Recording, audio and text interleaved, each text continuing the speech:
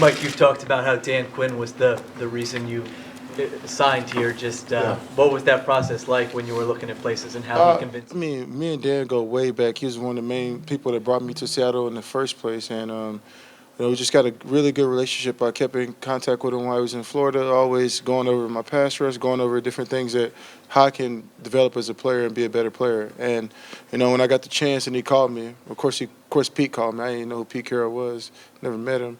And he called me. Dan called me first. He's like, man, I think you come down here. We got something good. We just need an inside rusher. And I was like, okay. And then I just came out here.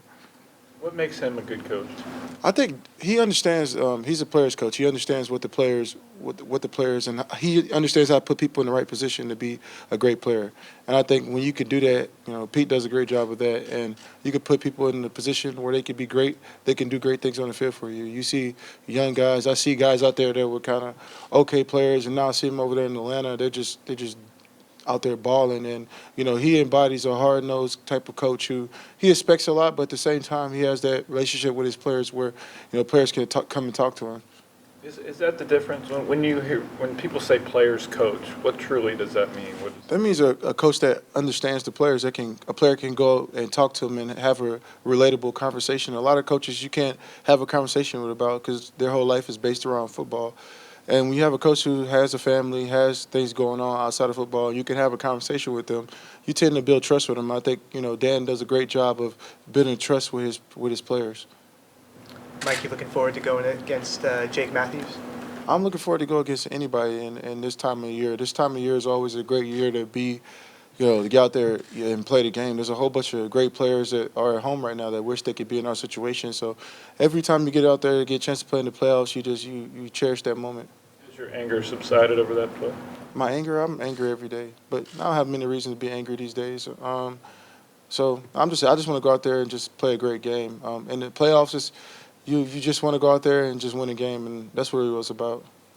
Did you ever talk to him though after that, or? No, I don't really talk to him. No.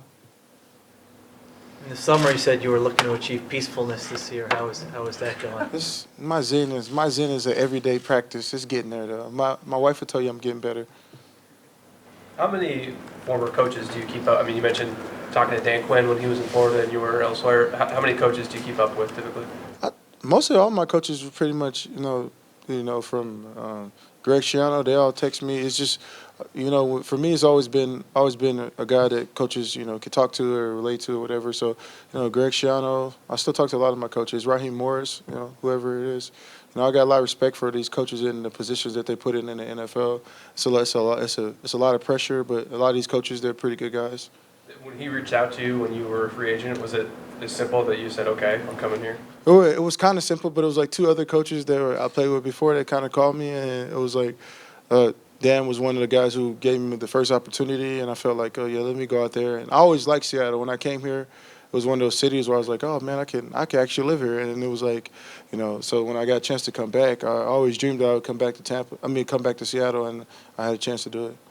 Alex Mack was a huge signing for them in the offseason, a ton of money for a center. How important has he been to what they do on offense? How tough is he? I think Alex Mack's been good on all the teams he's been on. I think he's been in with the Browns, and he just got tired of losing. I think nobody wants to be a loser, and now he gets a chance to be on a great team. I think he adds so many great things to the team.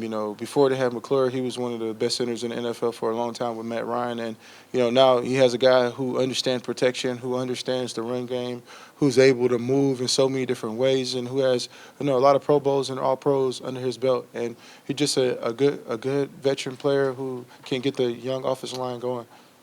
Dan Quinn did a lot with Red Bryant, did a lot with you. He's got Grady Jarrett, but under 300 pounds playing nose right now. What makes him such a good and atypical defensive line coach where he knows how to put people in different gaps? He understands pass rushing. He understands what a person's body is capable of doing. And when he demands it of you, and he's one of those guys when you're a young player, he demands that you study and work on your craft. And it's a daily journey when you work on your craft with him, and I think he knows how to develop linemen. I think he's done a great job. You see Vic Beasley jumping from 4.5 sacks to leading the NFL in sacks in just 1 year under getting that summer under his belt. And he's just a good guy who could develop defensive linemen.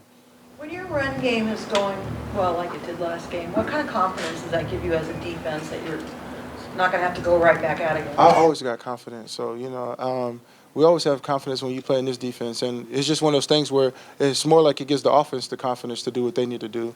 We know where we are and what we can do. And then the offenses, they're getting that momentum right now. And that's exactly what you want. You get a whole bunch of young offensive linemen. People forget that the offensive line is a team that a bunch of players that haven't been together and played through as many games. The defense is it's the same people. They changed a couple of people out, but ultimately it's the same people that's been there for a while, and we know how to work together. It takes a long time to build continuity, and they're starting to get it, and this is the perfect time to get it. Atlanta's probably playing better offensively than anyone in the league right now. Do you prefer that when you go into a game to go up against a juggernaut like that? No, I prefer to play against a terrible team because it makes the game a lot easier. But at the same time, being an athlete, you want to compete, and you're going against a team that's full of greatness. You think about Julio Jones, one of the greatest receivers in the game right now. I'm pretty sure he'll be in the Hall of Fame. You look at, Devontae Freeman. I mean, this guy is just awesome. He can catch the ball out the backfield. He can do so many great things. Then you say, okay, what about the second-string running back? And they got Coleman. He could break a big run at any time. And then you say, okay, what about the quarterback? MVP, you know what I'm saying? So they have so many great players. It makes the game very interesting, but also makes it a great challenge. And it's one of those things where number one meets number one, and it makes it really good. Is there a part of you that wants to prove, in addition to getting the win, to prove to the world that you still have the best defense in the league? I don't have to prove anything. I mean, we've proved that for years after year. We're here. I mean, we're in the playoffs again. I think the media wants to build up another a team or, make us feel like we're a certain way. But when you have confidence, it doesn't really matter what the media says or the naysayers, what they believe. It's all about what you believe in. Right now, we held a team to 6 points. We've done that several times this season. And in the league, people forget that people are getting paid. And there's opportunities and chances where, people are not in the same position or new people are on the field. And there's great players every game. Every player in the NFL has the ability to be a great player, just depending on the day. Michael, your head coach mentioned the familiarity you two teams have and the fact that it is possible to overcoach and overthink headed into a game. From a player standpoint, is that the same? Do you have the same kind of challenge? No, I don't like getting coached personally. I prefer not to get coached and kind of let me do my own thing. But every once in a while, you can get overcoached from your coach. But, when you got a team full of veterans, we kind of coach ourselves really when it comes to how we're going to fit, how we're going to play. If I'm doing this, you do this. And it's one of those things where, the coaches, they tend to – it's a big moment, and everybody wants to be able to make sure that everybody's on their keys. But at the same time, it's on the veterans to make sure that the players are on their keys too. Mike, at the town hall meeting, you talked about what a profound experience it was to have that team meeting to discuss the national anthem gesture. How has that impacted the rest of the season and how you look at it? I think moments like that are the moments that define a team. They define the personalities and bringing people together. You get a chance to really experience what guys are feeling, and then when you get those feelings, it brings you closer.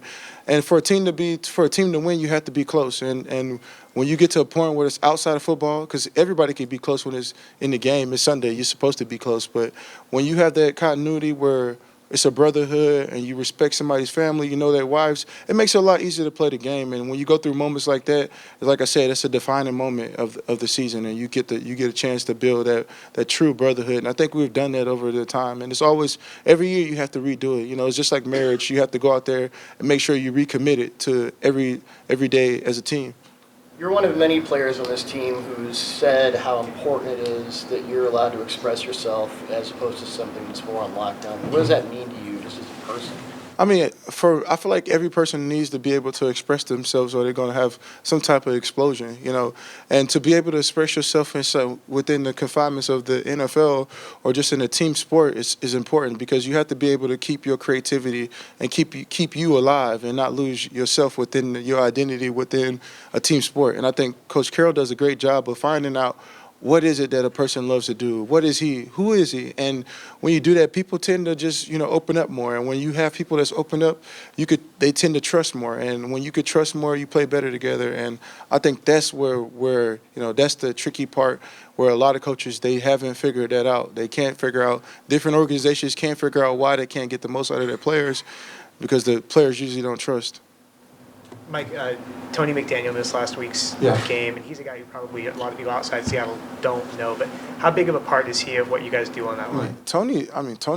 He's part of the big three. Tony, he's one of the reasons why, we've had that running game. When he's been here, we've been consistently, number one. We've been to Super Bowls, and Tony's just one of those guys who doesn't get the credit for what he does. I think a lot of D tackles don't get the credit unless they get sacks, and Tony's a guy who goes in there and plays the double teams and throws guys around. Him and Root both. They go out there and they play a game that they play the kind of game that fans don't like. They do the dirty work. They do the plumbing work. The structure of the house. People love the outside of the house, but they never love the bricks and the stuff that go along with building the house. And I think Tony and Rube are the foundation of the defense. That's where it all starts at, with the three in the nose, and they do a great job of making sure that everybody else, Bobby gets a lot of credit for the things that he does, which is rightfully so.